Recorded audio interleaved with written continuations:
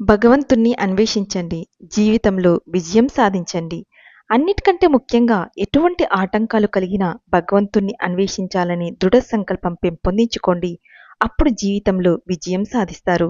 నేను తలపెట్టిన సంస్థ కొరకు ఏదైనా పని చేయదలిచినప్పుడు పరీక్షలు ఎదురైతే ఒక్కొక్కసారి అనుకుంటాను, నేను ఇవన్నీ ఎందుకు భరించాలి? నేను భగవంతుని కనుక్కున్నాను. వీటన్నిటి అవసరం నాకు లేదు. కానీ తర్వాత భగవంతునితో ఇలా అంటాను, నాకు ఏమి లభించినా స్వీకరిస్తాను. జనం నా గురించి ఏమనుకున్నా నేను లక్ష్యపెట్టను. ఎందుకంటే వాళ్ళు ఒకరోజు నాకు అనుకూలంగా ఉంటారు, మరుసటి రోజే నాకు ప్రతికూలంగా మారతారు. నీ సంతోషమే నా సంతోషం, నీవే నాకు రక్ష.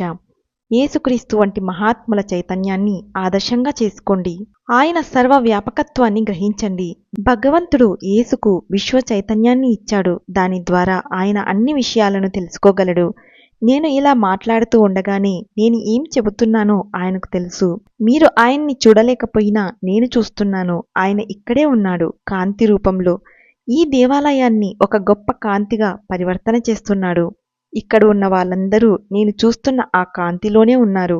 క్రీస్తు చైతన్యపు కాంతి, భగవంతుని కాంతి అనే ఆ కాంతి సముద్రంలో మనమందరం కెరటాల వంటి వాళ్ళం. మీరు ఆయన కాంతిని, ఆయన ఉనికిని చూడగలిగినప్పుడు జీవితం భగవంతుని చేరడానికి ప్రతి వ్యక్తి ఉత్తీర్ణుడు కావలసిన ఒక పరీక్ష మాత్రమే అని తెలుసుకుంటారు. సాతాను పెట్టే పరీక్షలలో నెగ్గితే సాతాను కూడా భగవంతుని చేతిలో పనిముట్టుగా మారతాడు. మనను భగవంతునికి దగ్గర చేసిన ప్రతి పరీక్ష ఒక వరం వంటిదే. ఇది మీరు గుర్తుంచుకోవాలి. మీరు భూమి మీద ఏ పని చేసినా భగవంతుని కోసమే చెయ్యాలి. ప్రతి మానవునికి ఒక ప్రత్యేకత ఉంది. ఏ ఇద్దరు వ్యక్తులు పూర్తిగా ఒకేలా ఉండరు. మీ గురించి మీరు ఈ విధంగా ఆలోచించుకోండి. నా వ్యక్తిత్వం భగవంతుడు ఇచ్చిన కానుక. నా వ్యక్తిత్వం నాదే, ఇతరులది కాదు. నా దివ్య వ్యక్తిత్వం పట్ల గర్వపడతాను. నన్ను నేను అభివృద్ధి చేసుకుని ఉత్తమ వ్యక్తిత్వాన్ని పొందుతాను. మీ పాత్రను మీరు చక్కగా పోషిస్తే మీరు రాజు రాణి పాత్రలు ధరించిన ఆత్మతో సమానమే. మీరు మీ పాత్రను సమర్థంగా నిర్వహించినప్పుడు మీలో ఆకర్షణ పెరుగుతుంది. అందరూ మిమ్మల్ని ప్రేమిస్తారు. మీరు బాగా పోషించిన పాత్రే మిమ్మల్ని దేవుని దగ్గరికి చేర్చగలిగిన పాస్పోర్టు. అబ్రహం లింకన్ జీవితమనే నాటకరంగం మీద ఉత్తమ నటుడు. కష్టమైన తన పాత్రను పోషించడానికి ఆయన భయపడలేదు. ఆయన భగవంతుని కొరకు తాను నమ్మిన సర్వమానవ సమానత్వం అనే న్యాయం కోసం పాటుపడ్డాడు. అందుచేతనే ఆయన్ని ఈరోజు కూడా గుర్తించుకొని ప్రేమిస్తున్నారు. మీరు భగవంతుని సేవ కోసం పాటుపడితే అందరినీ సేవించినట్టే. మానవుణ్ణి కాక భగవంతుని మెప్పించడానికి ప్రయత్నం చెయ్యండి. ఇతరుల నుండి మీరు ఏ ప్రవర్తన ఆశిస్తారో మీరు ముందుగా ఆ ప్రకారం ఉండాలి.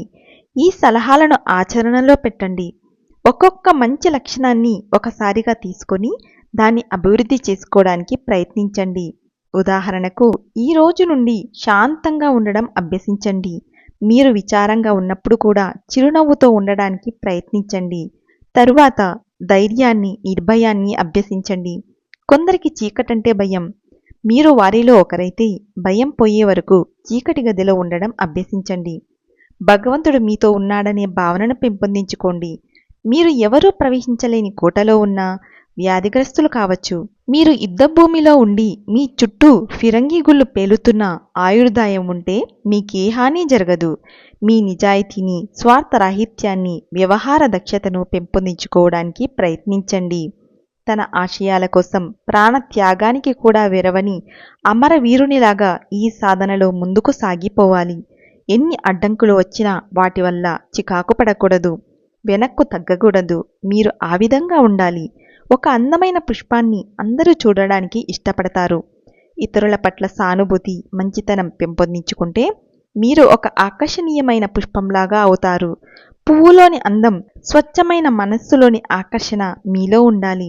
మీరు ఆ విధంగా ఆకర్షణీయంగా ఉంటే మీరు మానవుడి చేత, భగవంతుడి చేత ప్రేమింపబడతారు. Thank you.